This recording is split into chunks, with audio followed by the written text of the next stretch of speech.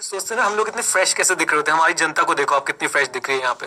ये देखो ये सुबह इतने फ्रेश कैसे दिख रहे थे, क्योंकि बेटा पहले 5 मिनट ना हम लोग ना एकदम भरत मिलाप करते हैं, हम लोग अच्छी अच्छी बातें करते हैं। अभी हमने 300 एकड़ की जमीन खरीद ली बैठे बैठे, है ना, एक स्टार्टअप का प्रॉफिट डिस्कस कर लिया। ये सिर्फ लाइव में मजा आता है, क्योंकि ये क्लास से पहले प्री क्लास और पोस्ट क्लास डिस्कशन में चला जाता है। एनीवेज, तो चलिए बच्चों, अब चलते हैं हम लोग क्या करने के लिए। अब चलते हैं हम लोग अपने चैप्टर नंबर 5 के एक और टॉपिक को कंप्लीट करने के लिए। हम लोग कहां तक पहुंच चुके हैं? बोरिंग्स हो चुका है, काफी सारे टॉपिक्स हमने निपटा लिए। अब तो लेट मी चेक हमारा बच्चों ये loan and advances and current assets भी हो चुका है। क्या बोलती पब्लिक? बोल दो यस सर, बिल्कुल हो चुका है। प्रोविजन एंड कंटीजेंट लायबिलिटी हमने कल निपटाया था। आज बच्चों हम लोग क्या करेंगे? Audit of sale of products and services. इसमें बच्चों पहली मेरी आपसे रिक्वेस्ट कि ये जो टॉपिक यहाँ पे लिखे हुए हैं इन पे अभी आप मत कट लगाना, पहले मुझे लगाने दो। इन पे हम लोग काम नहीं करेंगे। क्यों? इसके बदले मैंने आईसीआई की बुक में देखा, उन्होंने कुछ चेंजेस करे हल्के फुल्के, मैंने वो टॉपिक्स बच्चों इनकॉर्पोरेट कर दिए हैं। जैसे कि audit procedure for sales verification, right, ये उसी से मिलती जुलती चीजें होंगी, लेकिन बच्चों मैं थोड़ा आईसीआई के हिसाब से इसको ढालने की कोशिश करी है, इसलिए आप लोग स्पेसिफिकली इसको ये चार्ट से ही कवर करिएगा। अगर ये क्वेश्चन आ गया तो हम लोग चार्ट वाला आंसर लिख के आएंगे। पहले मुझे एक बार थम्स अप दे दो कि ये बात क्लियर है सबको। कमान बोल दो हाँ के ना। ठीक है, तो हमारे पास बच्चों अगर क्वेश्चन आता है तो हम लोग बच्चों कहां से आंसर लिख के आएंगे? ये चार्ट वाला आंसर लिख के आएंगे। ये जेनरिक प्रोसीजर है सेल्स को लेके। बोलो किसको लेके? सेल्स को लेके। मेरी बातों को समझिएगा। इसके बाद बच्चों हम लोग सेल्स ऑडिट असर्शन पे जाएंगे और फिर से आपके दिल में ना दो लहरें बड़ी जोर से टकराएगी। अच्छा, सेल ट्रांजैक्शन मतलब OCACCPND, है ना। लेकिन फिर आप हैरान हो जाओगे, occurrence, completeness, measurement and presentation. फिर बच्चों मैं मीम चलाऊंगा, अब आपको पता ही है कौन सा मीम चलेगा, है ना। हमारे यहाँ ऐसा ही होता है, राइट। तो घबराने का नहीं है। मेरी सेशन बच्चों इस पे रहेगी। अगर आपसे कोई कभी भी जिंदगी में पूछ ले सेल्स में आप क्या क्या सेशन चेक करोगे, आप हमेशा OCACCPND लिख के आओगे, राइट। हम बेस असेशन के साथ छेड़छाड़ नहीं कर सकते। वो आईसीआई है, वो कुछ भी कर सकता है। हम अपने आंसर में बच्चों 2 पॉइंट एक्स्ट्रा लिख के आ रहे हैं ना, किसी को नाराज तोड़ना कर देंगे। कम ऑन, बोल दो हाँ के ना, आ जाओ। चलिए, तो अब इसके बाद बच्चों हम क्या करेंगे? वही अपना रूटीन रहेगा। अकरेंस कैसे चेक करनी है, रेवेन्यू इज नॉट ओवरस्टेटेड, ये अलग से बच्चों इसका क्वेश्चन बनता है। How you will ensure that revenue is not overstated. Then completeness की चर्चा होगी। हाँ जी, कंप्लीटनेस की चर्चा होगी, मेजरमेंट की चर्चा होगी, और फिर एक अलग से क्वेश्चन कि गुड्स सेंट ऑन सेल और रिटर्न बेसिस वाले केस में आप कैसे जो है ऑडिट करने वाले हो। ये हमारे सेल्स के टॉपिक हैं। बहुत ज्यादा आसान है, बहुत ज्यादा आसान। आपको कहीं से कहीं तक घबराने की जरूरत है नहीं। एक बार सेल्स का प्रोसेस जो है अपने दिमाग में चला लीजिए। सेल्स कैसे होती होगी बच्चों? सबसे पहले ऑर्डर आता होगा, और आपको और डिटेल में ले चलता हूं, थोड़ा सा डिस्कशन कर लीजिएगा। ऑर्डर आने से पहले भी जब ऑर्डर आएगा, देखो हम तो किसी का भी ऑर्डर एक्सेप्ट कर लेते हैं, लेकिन भाई साहब जो बड़ी ऑर्गेनाइजेशन होती है वो कस्टमर की पहले क्रेडिट वर्दिनेस चेक करेंगे। बोलो हाँ कहना। उसको क्रेडिट लिमिट भी असाइन करेंगे। कम ऑन, यस और नो, राइट। तो आपके सेल्स ऑर्डर में क्या क्या स्टेप्स है वो विजुअलाइज कराने की कोशिश कर रहा हूं, ताकि जब हम लोग पढ़ रहे हो तब आपको इस पे क्लैरिटी रहे।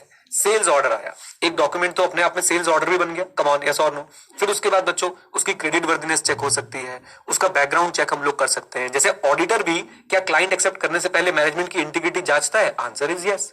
ऐसे ही बच्चों बैंक में भी अगर आप जाओगे तो बैंक में भी आपका बैकग्राउंड चेक रन होता है। बिल्कुल होता है बेटा, राइट। तो ऐसे ही बड़ी कंपनी जब आपको अपना कस्टमर बनाएगी तो वो आपका बैकग्राउंड चेक कर सकती है, क्रेडिट वर्दिनेस चेक कर सकती है।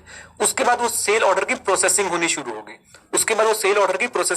होगी। हम लोग गुड्स चेक करेंगे स्टॉक में है कि नहीं। हम हो सकता है उनको कुछ रिस्पॉन्ड भी करें कि ओके आपके ऑर्डर आ गया है, हम फर्दर ये इन्फॉर्मेशन चाहिए, या हम सीधा उसकी प्रोसेसिंग करना शुरू कर देंगे। देन हम एक इनवॉइस बनाएंगे। इनवॉइस के साथ साथ बच्चों आप लोगों के जीडीएन बनेगा। जीडीएन ये इंपॉर्टेंट डॉक्यूमेंट है। अनुभूति कहां गई तुम? Goods dispatch note. मेरे साथ क्या? Goods dispatch note. GRN goods receive note, GDN goods dispatch note. Is that clear? तो आपका इनवॉइस बनेगा, जीडीएन बनेगा, और जीएसटी याद करो। अगर भाई साहब वो स्पेसिफाइड वैल्यू से ऊपर है तो ईवी बिल भी बनेगा, अगर मूवमेंट आ रही है तो। कम ऑन, बोलिए हाँ के ना। तो ये सारी डॉक्यूमेंटेशन यहां पे हो गई। अब इसके बाद गुड्स की डिलीवरी एक बहुत इंपॉर्टेंट एस्पेक्ट रहने वाला है कि गुड्स की डिलीवरी, क्योंकि बेटा उस पर रिस्क और रिवॉर्ड डिपेंड कर सकता है। और अभी हम जनरल डिस्कशन कर रहे हैं, रिस्क और रिवॉर्ड क्यों इंपॉर्टेंट है। आपके माइंड चलाओ ऑडिटर वाला, रिस्क एंड रिवॉर्ड क्यों इंपॉर्टेंट है कट ऑफ चेक करने के लिए कि कौन से पीरियड में रिकॉर्ड होना चाहिए। कम ऑन, कनेक्ट कर पा रहे हो साथ साथ सारी चीजें, राइट। तो रिस्क एंड रिवॉर्ड पे हमारा पूरा फोकस रहेगा कि रिस्क एंड रिवॉर्ड कब ट्रांसफर हो रहा है। फिर अगर बच्चों क्रेडिट सेल है तो हमारा डेटर बन जाएगा, क्रेडिट सेल है तो हमारा डेटर बन जाएगा। ये लाइन समझ आई सबको? कम ऑन, क्रेडिट सेल है तो हमारा डेटर बन जाएगा। अगर क्रेडिट सेल नहीं है तो इससे पैसा रिसीव होगा, पैसा रिसीव होगा, उसकी रिकॉर्डिंग करनी है, उसकी रिसीट भी तो इश्यू करनी होगी। कम ऑन, आपसे कोई पैसा लेगा, इनवॉइस तो था ही, लेकिन आप उसको रिसीव भी तो दोगे, हाँ भाई तुम्हारा पैसा रिसीव हो गया। फिर इस बच्चों इसकी अकाउंट्स में रिकॉर्डिंग होगी। कम ऑन, बोल दो हाँ के ना। अच्छा, और सोचो, अगर बच्चों हाई वैल्यू कोई सेल है तो हो सकता है भाई कुछ अप्रूवल्स भी लगे इसके अंदर। Come on, right. तो यही सारी बातें हैं, मैंने आपको एक पूरा ओवरव्यू देने की कोशिश करी कि सेल साइकिल में क्या क्या चीजें चलती हैं। आपका ऑर्डर आएगा, ऑर्डर की प्रोसेसिंग होगी, गुड्स जाएंगे, गुड्स जाने से रिलेटेड डॉक्यूमेंट्स होंगे, स्टॉक अपडेट होगा, फिर उसके बाद आपका पेमेंट आएगी, पेमेंट की रिकॉर्डिंग होगी, रिसीट इशू होगी। कम ऑन, ऐसा और नो? अच्छा, पेमेंट, अगर बच्चों पेमेंट को आप चेक करना चाहो तो कैसे कर सकते हो? पूरा आज ना माइंड लगा दो इसके ऊपर, भाई बैंक स्टेटमेंट देख लूंगा मैं, राइट। मैं अब सोचो इसमें एक्सटर्नल कंफर्मेशन क्या हो सकता है। मैं सेल ट्रांजैक्शन कंफर्म करने के लिए जो है अपने बायर को, यानी कि कंपनी के बायर को, क्या मैं कंफर्मेशन रिक्वेस्ट भेज सकता हूं? बिल्कुल भेज सकता हूं, ट्रांजैक्शन और उसके टर्म्स कंफर्म करने के लिए। सेल्स में और क्या क्या चीजें होती हैं? क्या सेल्स रिटर्न एक इंपॉर्टेंट एस्पेक्ट होता है बच्चों? Sales return, right. फिर साथ साथ में क्रेडिट नोट कितना इंपॉर्टेंट डॉक्यूमेंट है। हम लोग क्या कर सकते हैं, देखो फिक्टिशियस सेल कैसे दिखाऊंगा मैं ईयर एंड में बहुत सारी सेल दिखा दूंगा और बाद में बच्चों ने क्या इशू कर दूंगा? क्रेडिट नोट इशू कर दूंगा। क्रेडिट नोट का कॉन्सेप्ट तो समझते हैं ना सब लोग, हमने पहले भी डिस्कस किया हुआ है ना। तो क्रेडिट नोट एक इंपॉर्टेंट डॉक्यूमेंट है, सेल्स रिटर्न एक इंपॉर्टेंट एस्पेक्ट है। डिस्काउंट बच्चों कितना भी दे दूं ये ऑथराइज होना चाहिए, डिस्काउंट ऑथराइज होना चाहिए। अब देखो डिस्काउंट से मैं 2-3 बातें बोलता हूं। नंबर 1, डिस्काउंट एज पर दी पॉलिसी होना चाहिए। फिर डिस्काउंट ऑथराइज पर्सनल दे। फिर डिस्काउंट की प्रॉपर रिकॉर्डिंग होनी चाहिए, किस तरह का वो डिस्काउंट है, ट्रेड डिस्काउंट है, कैश डिस्काउंट है या और कोई डिस्काउंट है, तो वो सारी डिस्काउंट की प्रॉपर ट्रीटमेंट होनी चाहिए। देखिए अभी तक बच्चों ने टॉपिक शुरू नहीं किया, बट मैंने आपको एक ओवरव्यू देने की कोशिश करी कि सेल्स में होता क्या क्या है, और अब ये सब हमें हेल्प करेगा हमारे आंसर्स लिखने में। Is that clear? बोलो हाँ के ना। चलो जी, आ जाओ बच्चों, अब शुरुआत करते हैं हम लोग अपने पहले टॉपिक की, वो है audit procedure for sales verification. Generic question है कि आप क्या ऑडिट प्रोसीजर लगाने वाले हो। पहले बेसिक आइडिया दूंगा। नंबर 1 बच्चों हमारे पास क्या आता है? Come on tell me. Understand the organisation. अगर आप लोग मेरे साथ ऑडिट पढ़ रहे हो तो बेटा ये 315 का कॉन्सेप्ट चल रहा है, बोलो हाँ के ना। 315 याद है, ऐसे 315। सबसे पहला काम हमारा होता है क्या? अंडरस्टैंड दी ऑर्गेनाइजेशन, जिससे आपको इनसाइट्स मिलेगी एंटिटी की, सर्विस की, प्रोडक्ट की, मार्केट डिमांड की रेवेन्यू ड्राइवर्स की, न्यू और डिसकंटिन्यूड लाइंस की, मेजर कस्टमर की, सेल्स टर्म की। क्या ये वर्ड बाय वर्ड याद रखोगे? सोचना भी मत, बस you will understand the organisation के भाई उसके प्रोडक्ट क्या है, सर्विसेज क्या है, उसकी मार्केट ट्रेंड क्या है, उसका मार्केट में साइज क्या है, मार्केट में शेयर क्या है, हम बेसिक आइडिया लेना चाहते हैं। आ जाओ।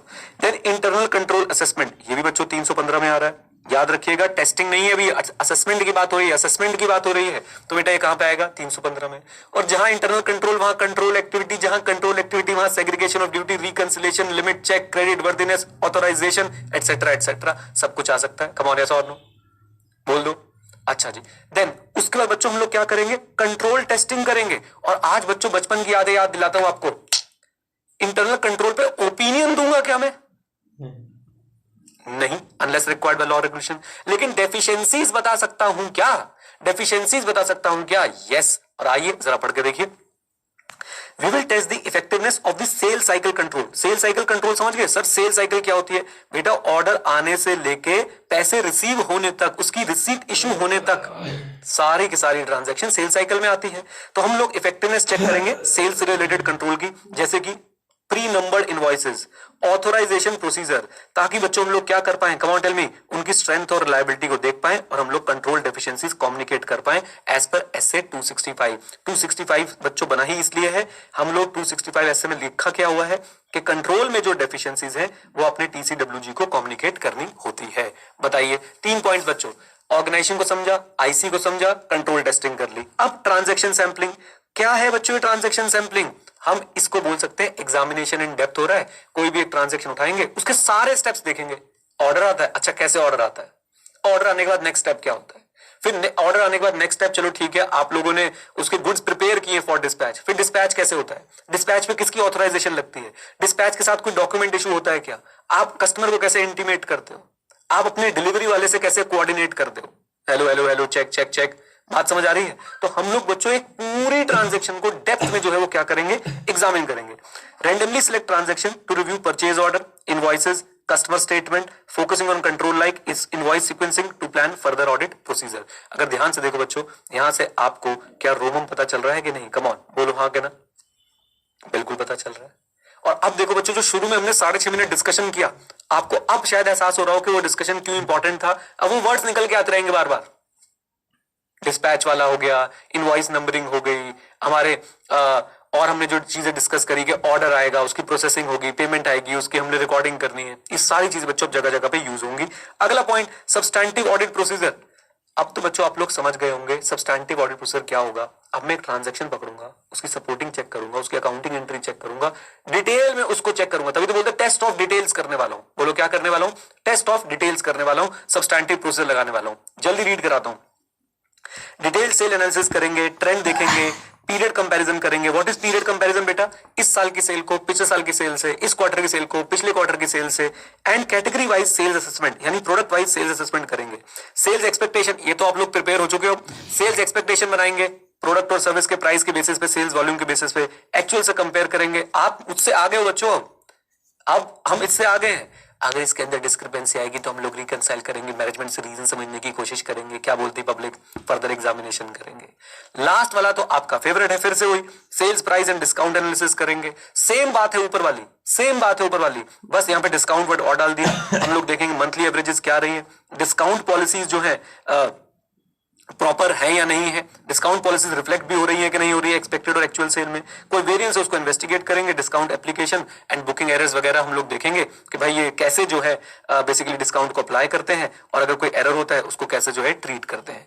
इसमें से कुछ भी वर्ड बाय वर्ड याद नहीं करना है, ये कीवर्ड्स याद रखें। उसके बाद बच्चों आपकी कहानी आपको लिखनी है, एंड उम्मीद करता हूं आप लोग लिख पाएंगे। आइए कीवर्ड्स पे बात करते हैं बच्चों। सबसे पहले आप लोगों ने क्या करना है, स्टेप 1, चैट ऑन कर देता हूं, अब आप लोग साथ देते जाइएगा, बहुत आसान है। पहले 3 पॉइंट बच्चों हमारे कहां पे चले गए थे? पहले 2 पॉइंट हमारे कहां पे चले गए थे? अंडरस्टैंडिंग पे।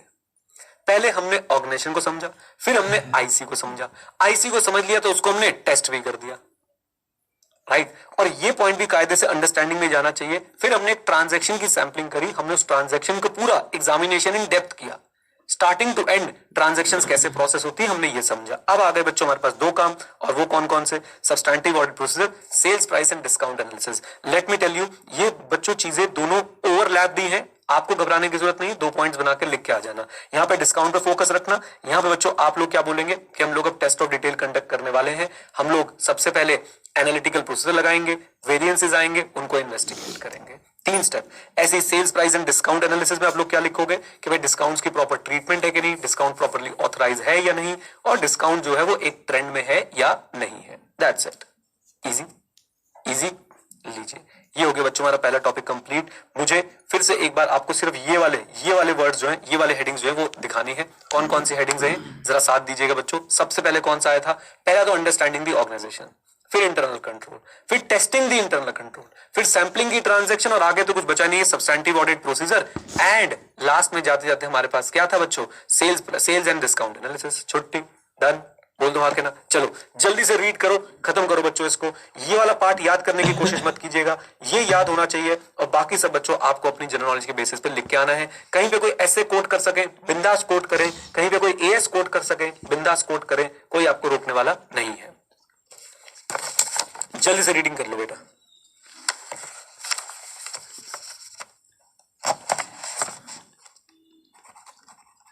जल्दी जल्दी रीडिंग करो, जल्दी जल्दी, फास्ट फास्ट।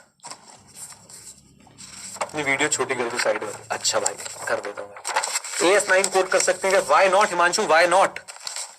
बिल्कुल कर सकते हो, बिल्कुल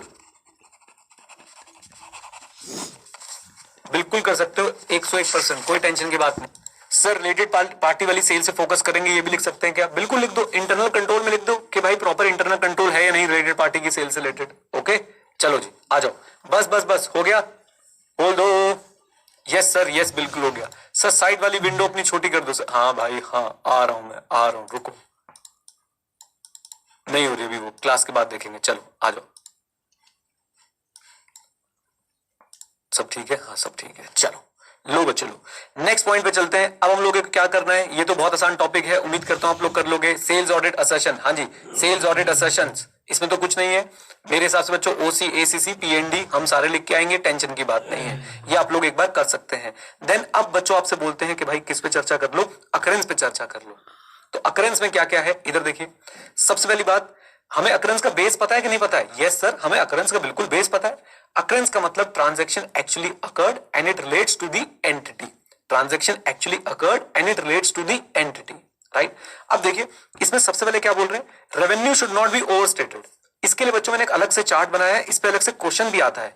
revenue should not be overstated का एक और भी मीनिंग समझ लो, फिक्टिशियस सेल्स रिकॉर्ड नहीं होनी चाहिए। What is fictitious cell?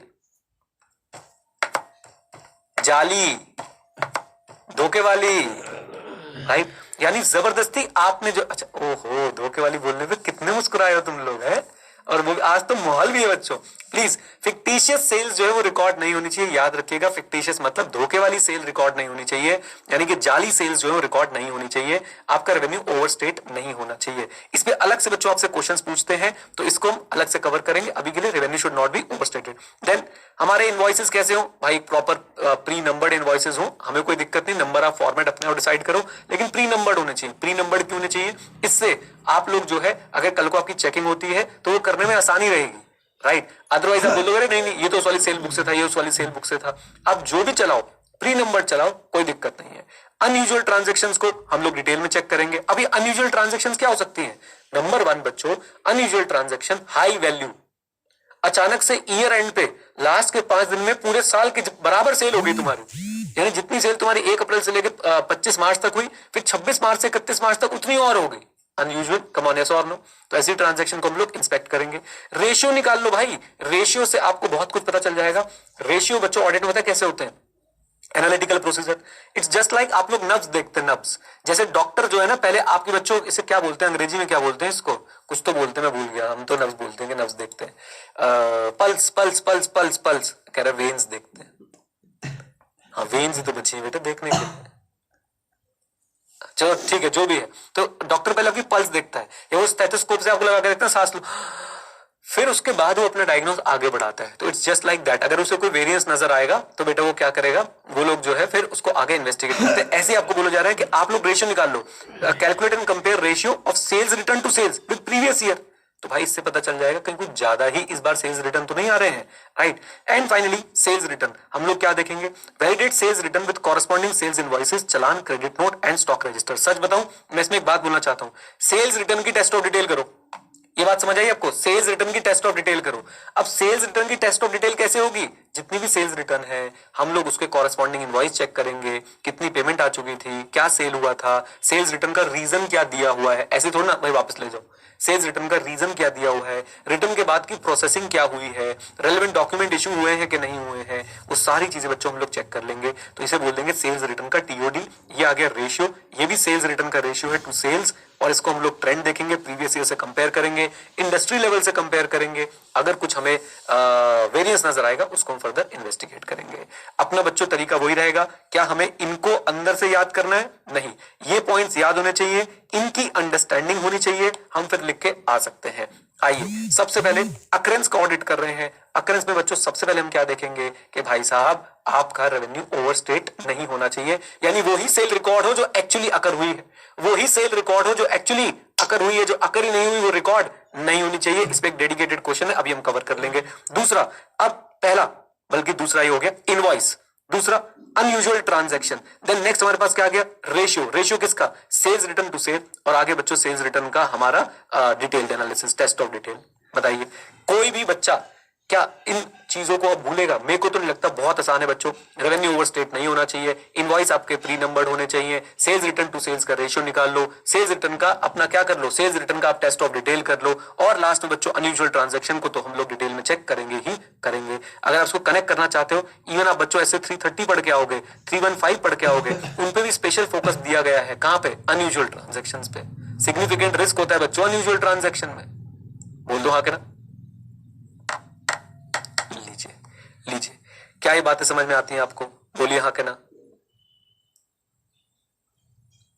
आ जाओ जी। सर अक्रेंस भी बुक से नहीं करना बेटा, जिस जिस टॉपिक को मैं स्पेसिफिकली चार्ट से कवर करा देता हूं, मेरी बात सुनो, आपने रिवीजन वीडियो में मैं आपको यहीं से बना के दे रहा हूं, तो आप यहीं से कवर करके जाना। जहां मैं बुक का यूज करता हूं पढ़ाने के लिए और रिवीजन वीडियो के लिए भी, वहां पर रिवीजन वीडियो से कर लेना। हाँ जी, GSTR1 भी चेक कर सकते हैं। महेंद्र छोड़ता नहीं है, इसने एक बात बोली मैंने इग्नोर किया तो उसने फिर 4 बार लिखा। सुन मेरी बात, बिल्कुल एकदम ही गर्लफ्रेंड वाली फील में रहता है कि तू सुनेगा कैसे, नहीं तू सुनेगा, है ना। आ जाओ बेटा। तो हाँ भाई, GSTR1 से भी जो है आप लोग सेल्स की जो है वो क्रॉस चेकिंग कर सकते हैं। ओके चलिए, क्लैरिटी है यहां तक, क्लैरिटी है यहां तक। एक बच्चे ने बीच में पूछा सर रिवीजन कब करवाओगे। हर क्लास के बाद तो बेटा हम जलेबी बनाते हैं ना बैठ के। चैप्टर 1 की, हाँ चैप्टर 1 की बता दूंगा जल्दी से, है ना। आ जाओ। प्री नंबर्ड का क्या फायदा है, मैंने बोला ना चेकिंग करने में आसानी रहती है, रिकंसाइल करने में आसानी रहती है। अगर आपके इनवॉइसेस प्री नंबर्ड नहीं होंगे बेटा, तो आप चेक करने वाले को जो है वो पागल बना सकते हो कि देखो जी नहीं ये वाला इनवॉइस नंबर तुमने यूज नहीं किया, ये तो हम रैंडमली बस इनवॉइस बना के दे देते हैं, राइट। चलिए और डिटेल में भी डिस्कशन करेंगे लेकिन एग्जाम के बाद। अकरेंस क्लियर है सबको, जल्दी बोलो, बोलो हाँ के ना। आओ अब बच्चों हमारे डेडिकेटेड क्वेश्चन, डिफरेंट क्वेश्चन, और वो क्या है कि रेवेन्यू ओवरस्टेट ना हो, फिक्टिशियस सेल्स बुक ना हो, इसके लिए हम लोग क्या कर सकते हैं। Come on, fictitious sales book ना हो इसके लिए हम लोग क्या कर सकते हैं। आ जाओ जरा चेकआउट करते हैं बच्चों, जल्दी से मेरे साथ जुड़िएगा।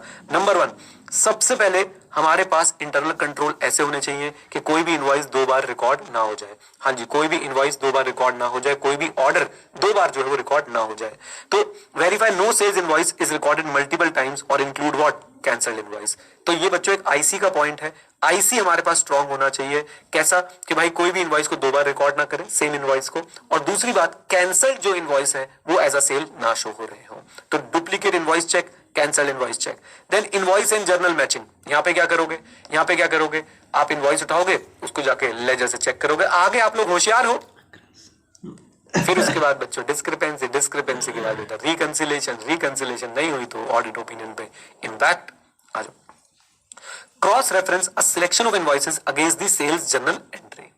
ओके तो आपने क्या करना है, इनवॉइसेस उठाने और उनको चेक करना है सिस्टम में। अब बच्चों सिस्टम में अगर वही इनवॉइस आपको 3 बार मिल गया, यानी कि क्या रेवेन्यू ओवरस्टेट होने के चांसेस लग रहे हैं आपको। हाँ राइट, तो साथ साथ याद भी करते चले। सबसे पहले डुप्लीकेट इनवॉइस नहीं होना चाहिए। उसके हमने क्या बोला, इनवॉइस और जर्नल को क्या करेंगे, मैच करेंगे। तुम्हारा फेवरेट बच्चों, कस्टमर को चिट्ठी लिखेंगे।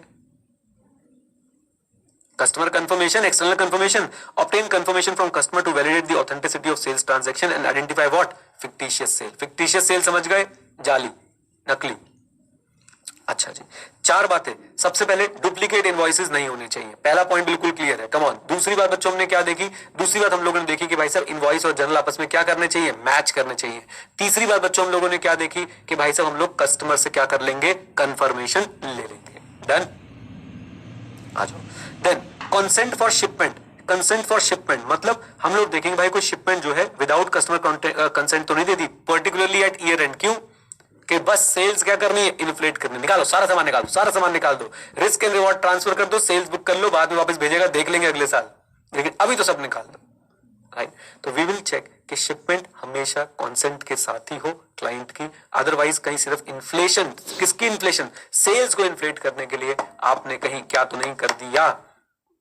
कम ऑन बोल दो, सेल तो नहीं दिखा दी। ठीक है जी, भव्य बोल रहा है हमारे साथ हुआ है, क्या हुआ इन लाइफ तुम्हारे साथ। आ जाओ। unearned revenue review, unearned revenue check for instance where unearned revenue might have been incorrectly recognized as what, earned। Byju's बच्चों, बाइजूस अनअर्न्ड रेवेन्यू आपने रेवेन्यू में काउंट कर लिया। 8-10 साल की आप लोग जो है कॉन्ट्रैक्ट कर रहे हो और सारा रेवेन्यू 1 साल में ही काउंट कर रहे हो, तो आपने अनअर्न्ड रेवेन्यू को भी सेल्स में काउंट कर लिया कि नहीं। कम ऑन, यस और नो, बात समझ आती है, बोल दो। AS7 हाँ कॉन्ट्रैक्ट में हो सकता है, वैसे जनरली इस पे AS कौन सा लगेगा, 9। राइट, एक कह रहा है AS2 मिस एप्लीकेशन।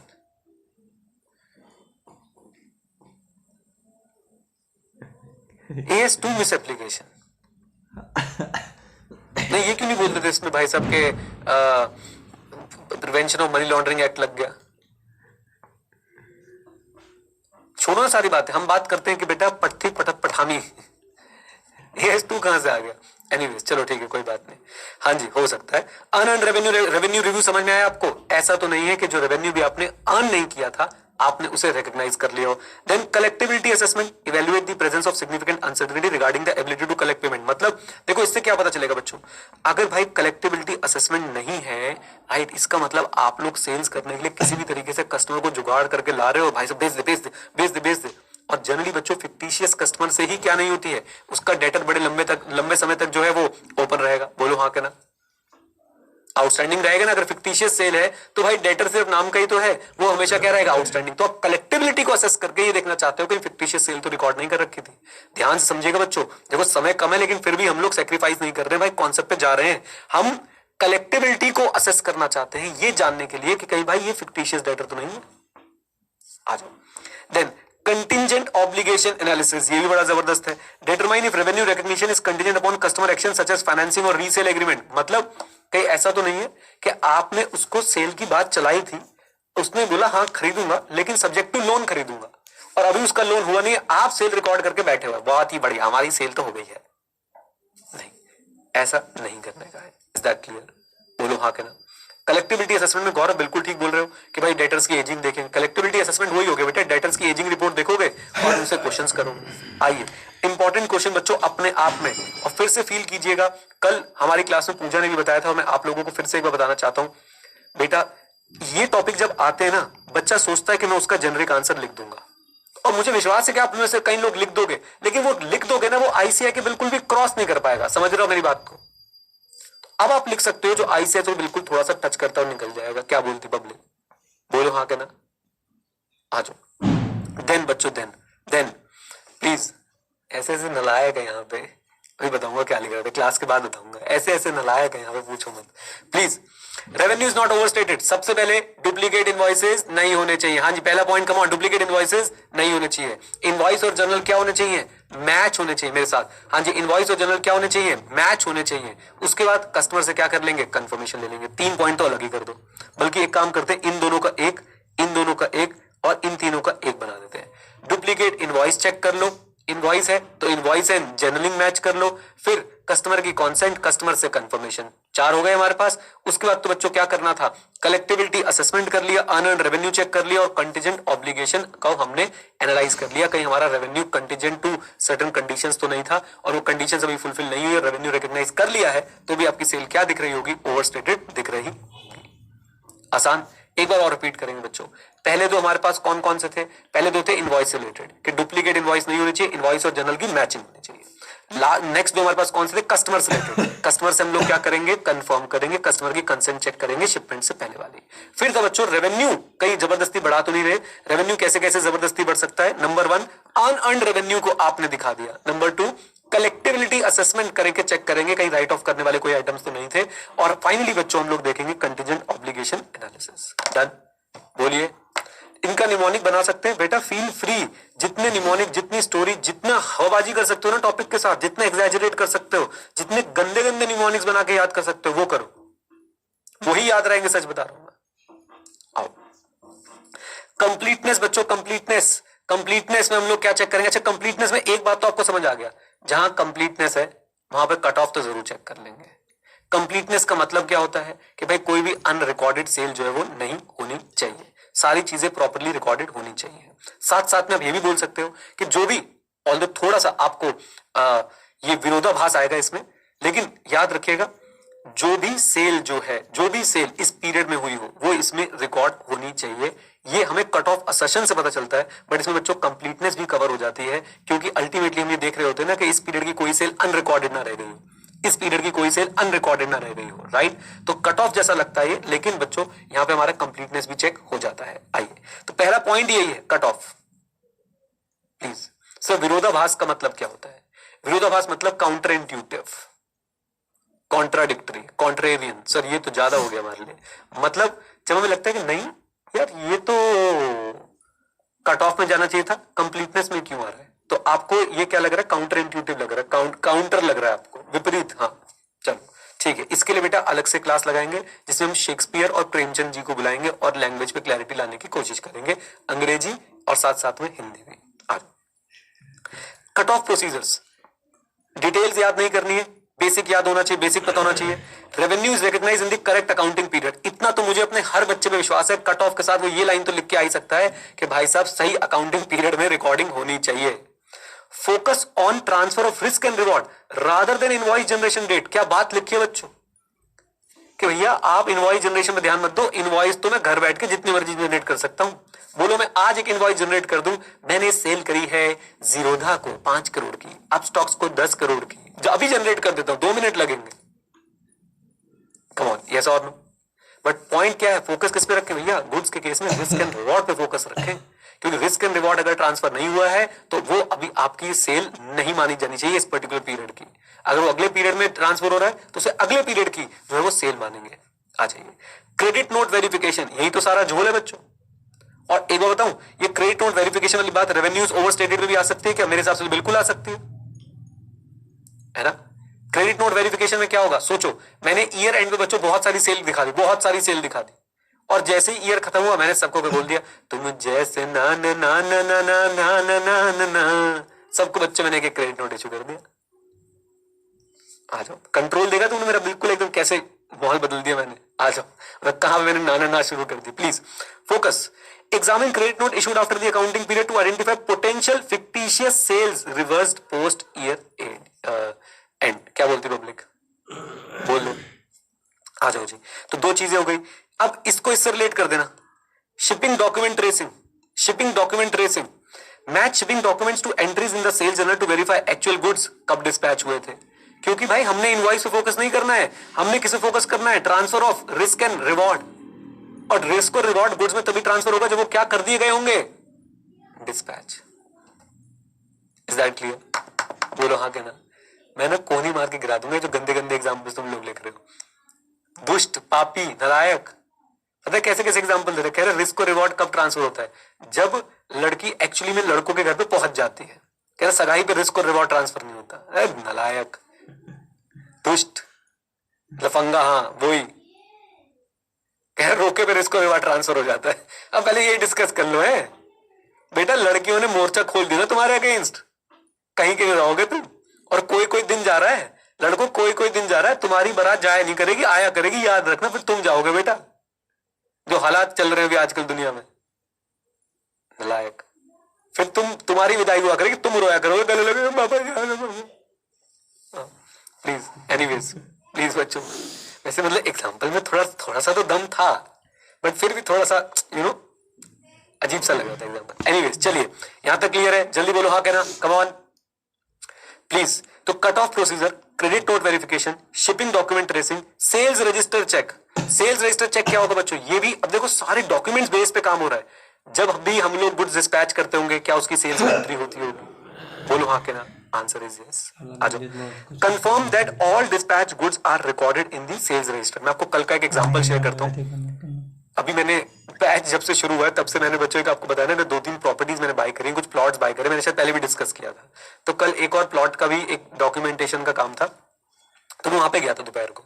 तो वहां पे जो हमारे सेलर थे, ध्यान से देखा, जो हमारे सेलर थे, वो सेलर से जो बिल्डर था उसने बोला कि आपको जो है एक हमने डॉक्यूमेंट दिया था, कोई रिलीज डॉक्यूमेंट था, पता नहीं कोई कुछ तो कोई डॉक्यूमेंट था, कोई डॉक्यूमेंट का नाम था। तो सेलर ने बोला मुझे कोई डॉक्यूमेंट नहीं दिया था।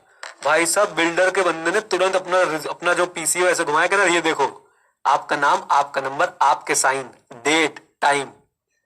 और मैं वहां पे भाई साहब, अरे इंटरनल कंट्रोल बहुत ही बढ़िया भाई इनका, डॉक्यूमेंटेशन बहुत ही बढ़िया, कम ऑन यस और नो, बोल दो हाँ कहना। तो प्लीज इस बात को समझिए बच्चों, ये सारी चीजें ऐसे ही काम करती हैं। अब यहां पे आप ये देखो, सेल्स रजिस्टर में एंट्री होनी चाहिए हर सेल की, यस और नो? यस। और अब बच्चों उस एग्जांपल को माइंड में रखना, सोचो उनके पास वो डॉक्यूमेंट ना होता तो भाई सेलर तो ये बोलता ना है हमें नहीं दिया था कोई डॉक्यूमेंट। लेकिन अब बच्चों कागजी कार्रवाई हो चुकी है, उस पर साइन है, रिसीविंग है, नाम है, नंबर है, टाइम है।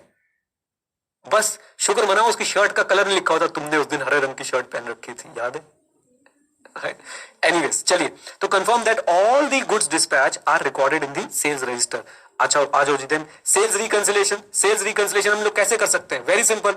आप लोग क्या करोगे, आप लोग टोटल सेल को, गुड डिस्पैच को स्टॉक रिकॉर्ड के साथ, क्योंकि स्टॉक में तो मूवमेंट हुई होगी, तो आप दिखा रहे हो जी इतनी सेल हुई है, तो स्टॉक की मूवमेंट हम लोग चेक करेंगे, फाइनेंशियल रिकॉर्ड्स हम लोग चेक करेंगे। आ जाओ महेंद्र आ जाओ, जीएसटी की फाइलिंग्स हम लोग चेक करेंगे, GSTR 1। Okay. Then GST review and reconciliation, हम लोग क्या करेंगे, GST reported on returns with revenue in profit and loss account से हम लोग जो है कंसिस्टेंसी चेक कर सकते हैं। And GST reasonableness check, reasonableness check तो बच्चों आपको याद है ये पक्का, हम लोग क्या करेंगे, हम लोगों के पास जो फिगर्स है हम लोग एक्सपेक्टेड सेल्स निकालने की कोशिश करेंगे, उसे एक्चुअल से कंपेयर करेंगे। अगर बहुत ज्यादा डिफरेंस है तो बच्चों हम लोग क्या करने वाले हैं, उसके वेरिएंस को हम लोग एग्जामिन करने वाले हैं। आइए क्विकली बच्चों सारे पॉइंट रिवाइज कराता हूं आपको, थोड़ा सा ही ज्यादा हो रहे हैं पॉइंट्स, बट कोई बात नहीं। कंप्लीटनेस में एक तो याद रख सकते हो कट ऑफ, दूसरा भी सी से क्रेडिट नोट वेरिफिकेशन। उसके बाद बच्चों बात करते हैं डॉक्यूमेंट की, शिपिंग डॉक्यूमेंट, सेल्स रजिस्टर। आ जाओ दो दो के पार्ट बना लेते हैं। नंबर 1 पहले तो दोनों सी से कट ऑफ, और बेटा कट ऑफ के बाद क्या आ गया हमारे पास, come on, credit note. Credit note हमारे जो है उनको वेरीफाई करना, वैसे क्रेडिट नोट याद रख लो ना, कट ऑफ क्रेडिट नोट।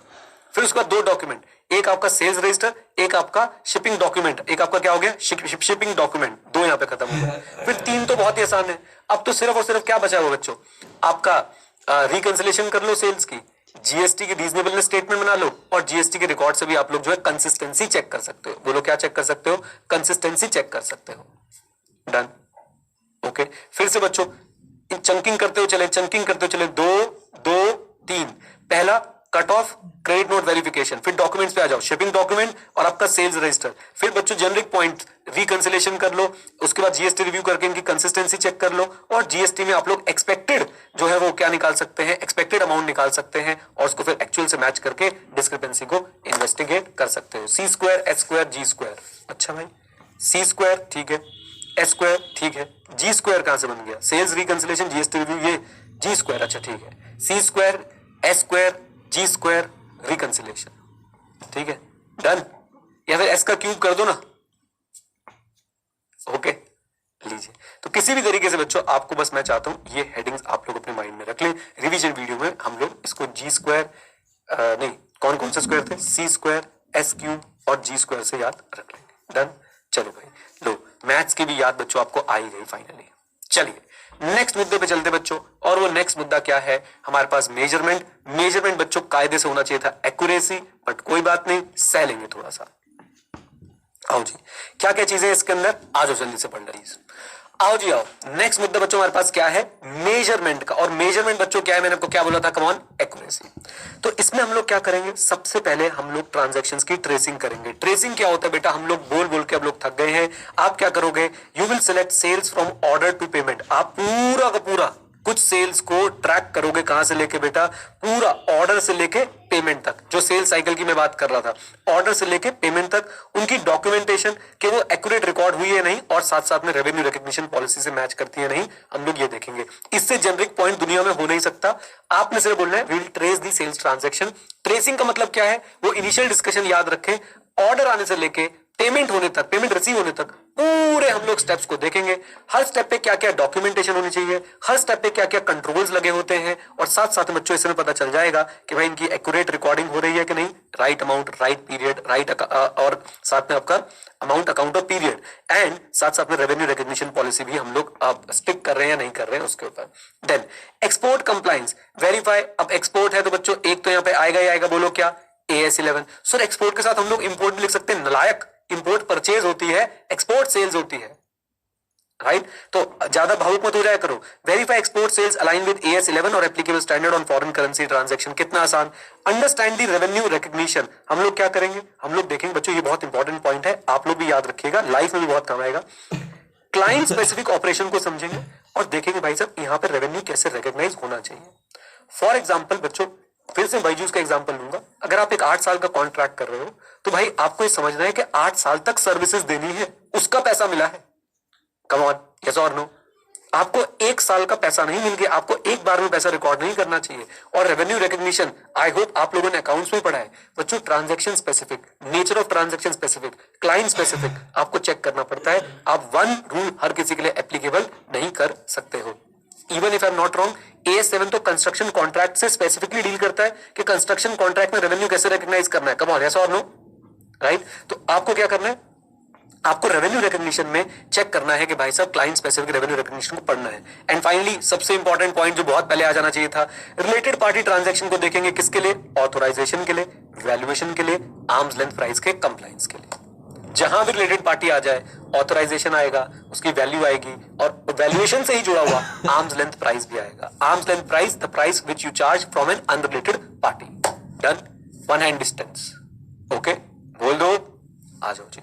तो मेजरमेंट बच्चों चार बातें, बहुत छोटी छोटी सी चार बातें दोबारा, और बहुत ही जेनरिक बातें। ट्रेसिंग, ट्रेसिंग समझ में आ गया। पूरे प्रोसेस को हम लोग जो है एक ट्रांजैक्शन को उठाएंगे, उसके पूरे प्रोसेस में ट्रेस करेंगे, हर स्टेप में क्या डॉक्यूमेंटेशन बनती है, क्या इंटरनल कंट्रोल्स होते हैं, उनको चेक करेंगे। इससे क्या एश्योरेंस मिल जाएगी कि भाई साहब रिकॉर्डिंग सही हो रही है और रेवेन्यू रिकॉग्निशन सही हो रहा है। ओके, अच्छा जी। एक्सपोर्ट कंप्लायंस आंख बंद करके AS11। रेवेन्यू रिकॉग्निशन बहुत ही जेनरिक पॉइंट, क्लाइंट का रेवेन्यू कैसे रिकॉग्नाइज होना चाहिए उसकी अंडरस्टैंडिंग लेंगे, और आखिरी में आगे हमारे पास क्या, रिलेटेड पार्टी सेल्स। आइए, ये क्वेश्चन बच्चों आपकी बुक में नहीं होगा, बताओ कहां पे होगा, ये वाला टॉपिक कहां पे होगा बच्चों? क्वेश्चन बैंक में आपको मिल जाएगा, मैंने वहीं से पिक किया है। सब कुछ पढ़ने के बाद भी कभी कभी ऐसा होता है ICAI कुछ क्वेश्चन अलग से पूछ लेता है, तो हम क्वेश्चन बैंक के अंदर डाल देते हैं। आइए, गुड्स सेंट ऑन सेल और रिटर्न बेसिस, उसमें क्या क्या ऑडिट आप लोगों ने करना है। आई होप ये कॉन्सेप्ट तो आप सब समझते ही हैं कि गुड्स सेंट ऑन सेल और रिटर्न बेसिस क्या होते हैं।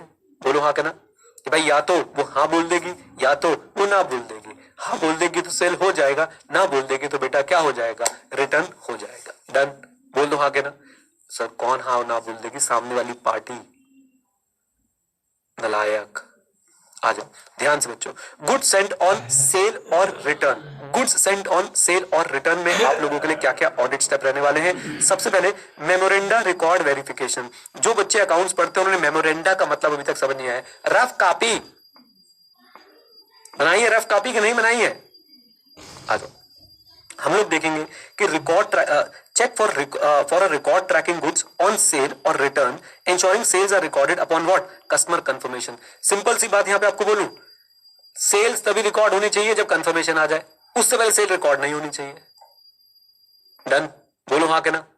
उससे पहले बच्चों वो मेमोरेंडा रिकॉर्ड में रिकॉर्ड होती रहे, हम अपनी सेल्स में उसको तभी लेके आएंगे जब कस्टमर से क्या आ जाएगी, कम ऑन टेल मी, जल्दी बोल दो, जब कंफर्मेशन आ जाएगी।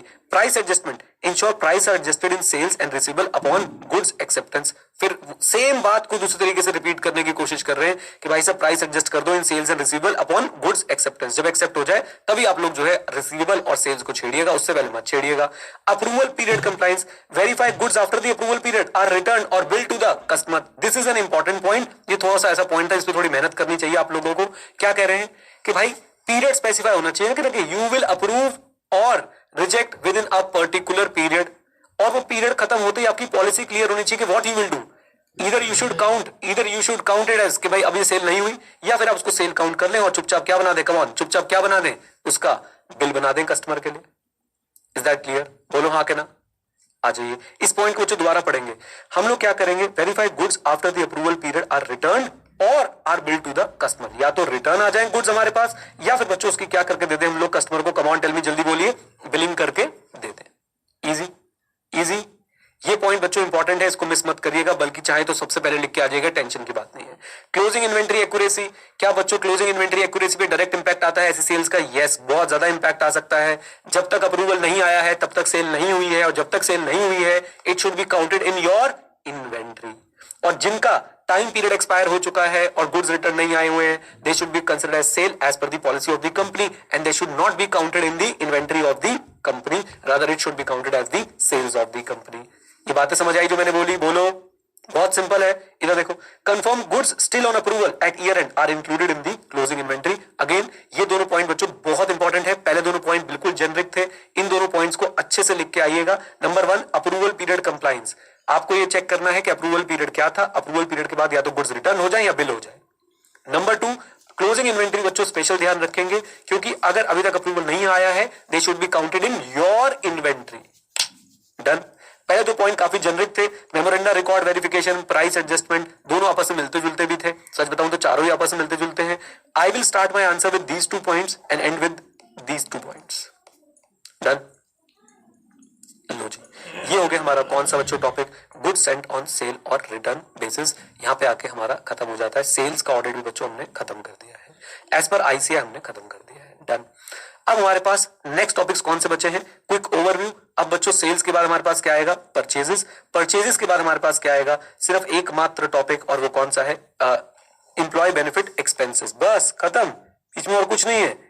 नहीं, एक अदर इनकम वाला टॉपिक भी हमारे पास, हाँ अदर इनकम भी आएगा। तो अदर इनकम और परचेजेस हमने कवर करने हैं, और उसके बाद बच्चों हमारा employee benefit expenses, depreciation, other points, ये सारी चीजें आ जाएंगी, चैप्टर हो जाएगा फिनिश। चलो आ जाओ, अब रिवीजन कर लेते हैं जल्दी।